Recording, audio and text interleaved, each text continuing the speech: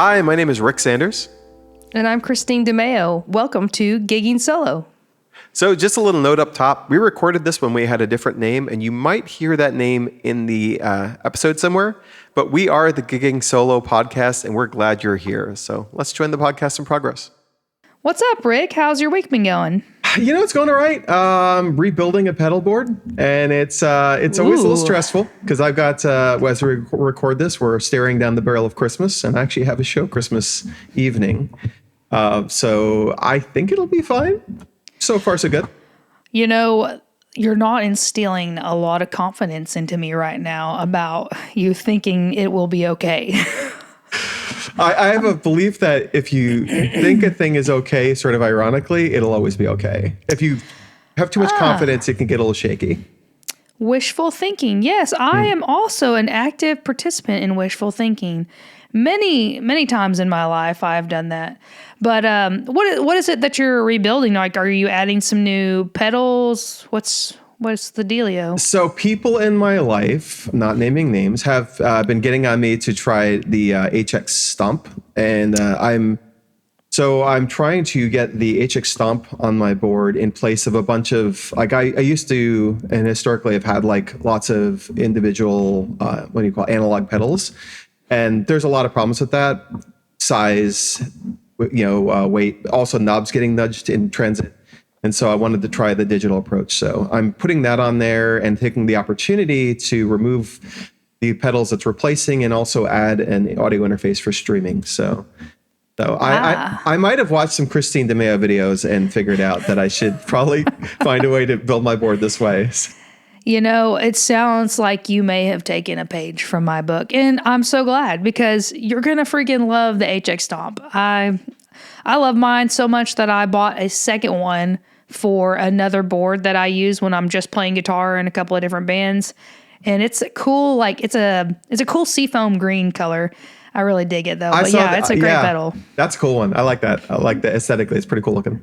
Yeah, I bought it right before I did a tour in Key West, Florida, and I just thought, man, this HX Stomp just looks like Key West. Like, it just gives Key West vibes, you know? That's cool. That's cool. Yeah, I would not be surprised if I end up going for a second one. I've also, like, on my smaller setup, I use a MIDI Captain for, like, some additional MIDI controls for my looper, and I could see going to just the MIDI Captain and the HX Stomp and, like, just really a couple of very versatile pedals, and that's pretty much that plus the looper, and I'm good to go. But I'm pretty excited about it so far. I did do a test yesterday as we record this, and I think it sounds pretty good, like the HX Stomp. So I literally rolled with just the HX Stomp things. I recorded a couple songs or performed a couple songs that I usually do, and it's like, oh, this sounds pretty good, if not the same, certainly like it's similar enough that I feel good about the way it sounds.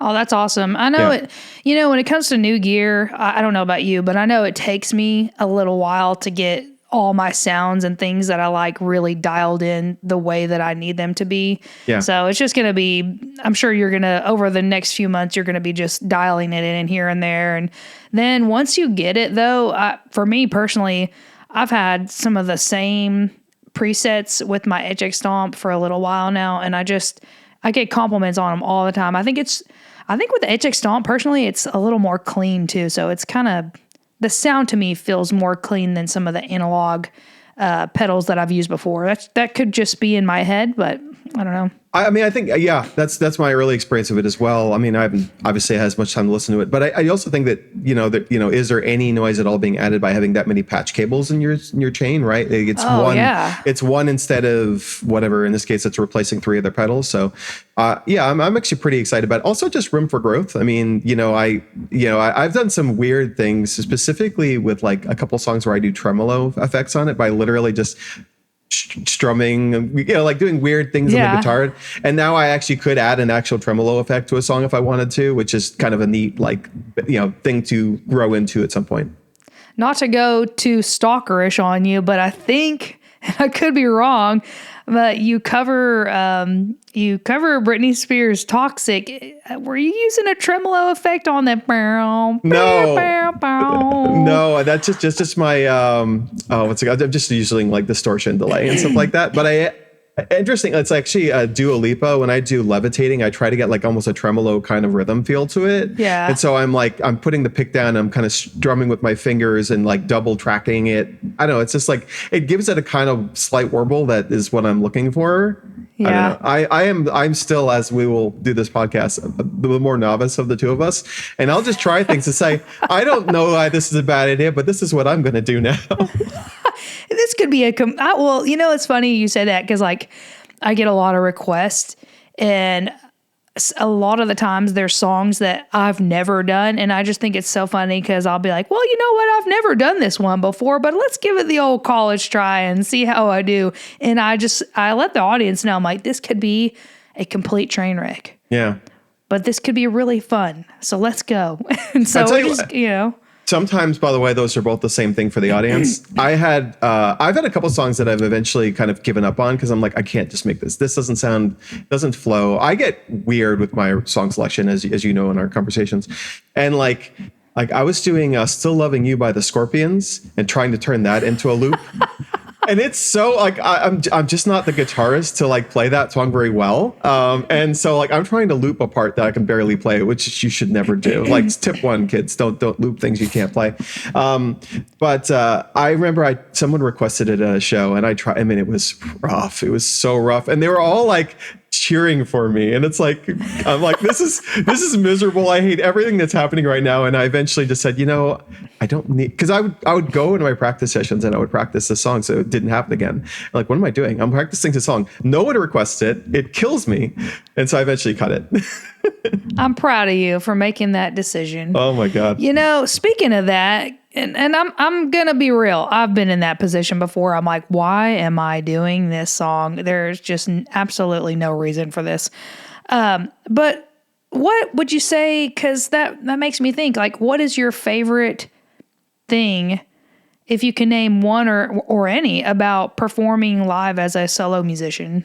So I got a list. We might have lists. Okay. But one of the things that I like, and it's actually kind of funny, it's almost the opposite of what I was just talking about, is performing solo versus, for instance, being in a band, the ease of adding songs. Like if someone requests a song, I mean, this happens multiple times a year. I'm listening to music and I just hear a song and I'm like, I'm covering this. And I go and I immediately start like working it out.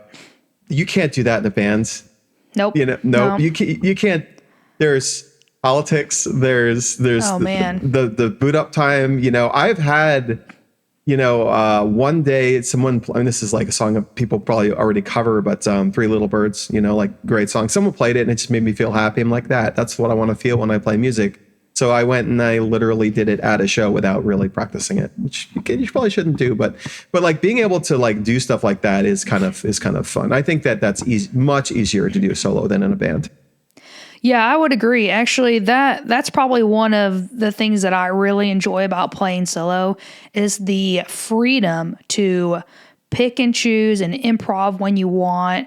Not that I don't have structure, because there is structure in my show, but the fact that I can just, like you said, I hear a song on the radio, and I do that often too. I'm like, hey, you know what? I could do this song. And I've been playing long enough, and I'm sure you have too, to where I can hear something and immediately assess, okay, this is going to be a difficult song to loop, or hey, you know what? This is going to be a really easy song to loop, and I want to give it a try. Yeah.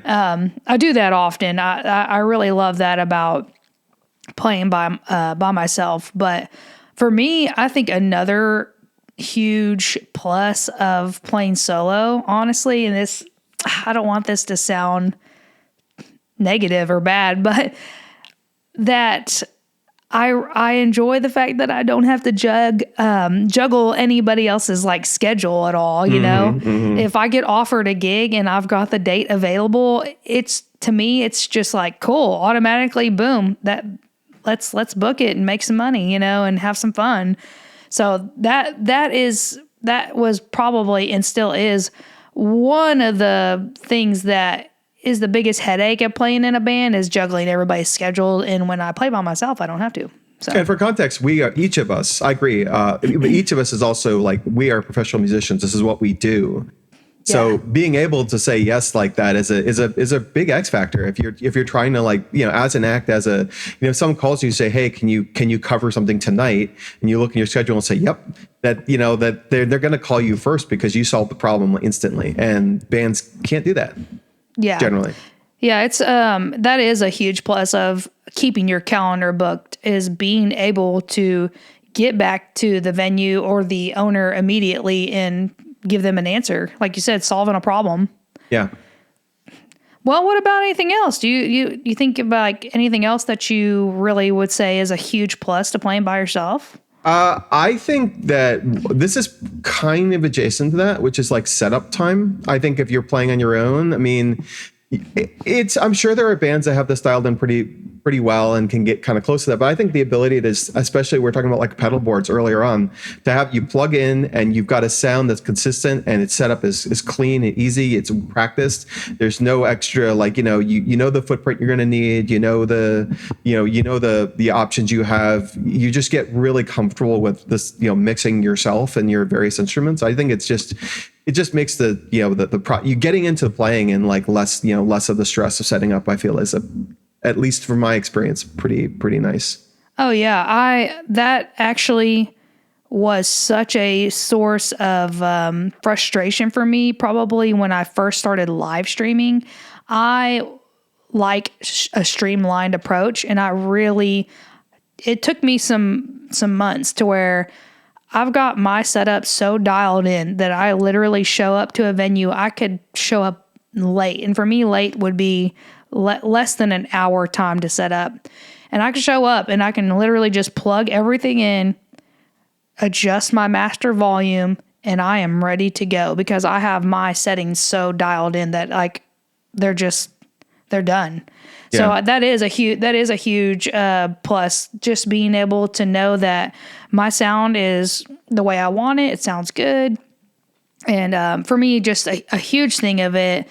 Another thing, as far as like dialing in sound and everything, with playing solo, I never have to worry about being too loud. Yeah, that's a big one. Yeah. And that for me, I've seen so many bands and so many artists, solo artists, that just don't understand the concept of volume. Mm-hmm. They've lost gigs and they don't understand why they don't get booked. And I'm like, man, you're just like busting people's eardrums and making people want to run out of the room. And that, to me, knowing that I have all the control to make sure that I create the best atmosphere I can for my audience, that gives me a lot of joy, because the whole reason why I love playing music is because I like to entertain people and make people happy. And if I'm blowing their eardrums out, I'm not really doing that. Yeah, no, absolutely. And especially if you have in-ear monitors, you don't even have a floor monitor to like compete with. I've been able to similarly play in like even like a living room setting, and it's I can hear myself clearly because of the in-ears, but I'm playing down to that level. I think actually interesting. I almost have personally the opposite problem. I have to kind of remind myself to turn up as the room gets louder, but in general, like playing, like I start at like, is it a comfortable volume? And a lot of times if I go around and ask people like what they want to hear, like I'm asking for requests, then they'll say, I request you don't be too loud, which is like a weird, like it's almost insulting. It's like, okay, cool. And so your request for me is that you don't hear me now. but like that is like the real thing. People do worry like, oh God, the musicians come in, are we gonna have to move on, kind of thing. And that's real. I get that. No, it is. And that, you know what? I think that is a topic that we should probably come back to on another day, because that's something I personally could go on and on about, is overall volume and your crowd's experience. Yeah. So, yeah. But I don't know, Rick, I'm pretty green when it comes to this video podcast thing. I don't know. I feel like we're just gonna be flailing through it. At some point, we'll stop flailing and maybe we'll start really moving along smoothly. I don't know. I think it's much more fun to flail. Honestly, it's probably fun for people to watch us flail. I do have a fifth one though for us, if I may. Oh yeah, go ahead. Because I think that we would be. It would we wouldn't be doing our due diligence as the Band of One podcast if we didn't talk about the number one. And I think that practically speaking, dividing by one is the best way to divide if you're trying to make money playing music. If you are, Yeah. you know, it sounds mercenary, it sounds miserly or whatever, but honestly, it's a real consideration. I'm newer to this game than you are. I've been doing this for 2 years, and to even contemplate living in the Bay Area as a musician from the start, there was only one way this was ever going to work for me, and that was to play solo, so that you get $1 out of every $1 tipped, and $1 out of every dollar paid, and being able to divide by one. It sounds a little mercenary, but it's a real practical consideration, especially if you're trying to make money and then a living as a musician. Yeah. No, years ago, I so badly wanted to play in a band, and I just tried and continually had trouble sustaining my income. And honestly, it was a lot of headache because you have to deal with a lot of unprofessionalism, unfortunately, when it comes to the musician world.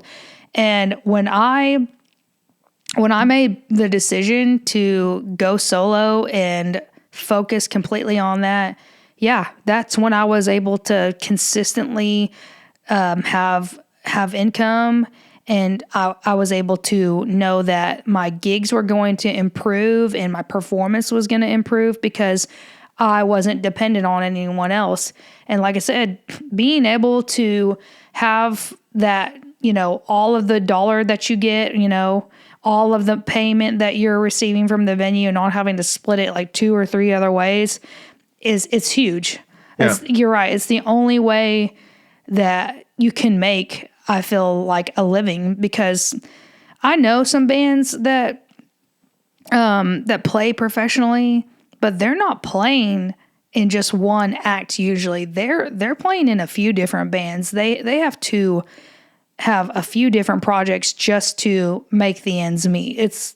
And when it comes to solo stuff, I love it because I can have my solo thing, which I do. I say I play solo 90% of the time. And then recently, just within the past 2-3 years, I've had other bands hit me up to come and play for them. And then it's nice because I get to break up that 90% with a good 10% chunk of getting to play in some other projects. And it's been really nice. But yeah, there's just no way I think I'd be able to sustain by playing in a band. It just wouldn't work for me.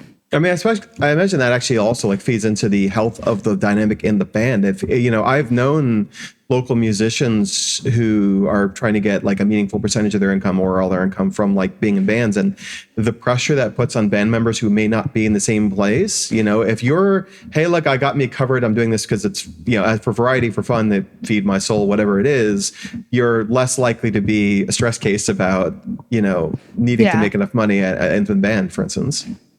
Yeah, I really do. I mean, and it happens. I hate feeling stressed about money and not having enough gigs to sustain my income. Gosh, I mean, it happens every now and then where you have ebbs and flows where I'm super booked, and then I'll have another spot where I'm like, oh gosh, I need to book some gigs, so. But I live in that space a lot more often than you do, I think, right now. But I get it. I totally do get it. I mean, to some extent, it's an unavoidable facet of living in an expensive world. But yeah, to the extent that you can kind of control for that, I think a lot of things we've been saying, like just scheduling and stuff like that. It's if you can kind of say yes to things and get a good return on them, it feels like it can make it a lot easier. Actually, I just thought of another thing about playing solo that I used to not like, but I enjoy it some now. I like that when you're solo, you're by yourself, and it kind of forces you to get out of your little bubble. And I mean, for me, it does. And I am more apt to make friends or, meet new people by going out and engaging with my crowd.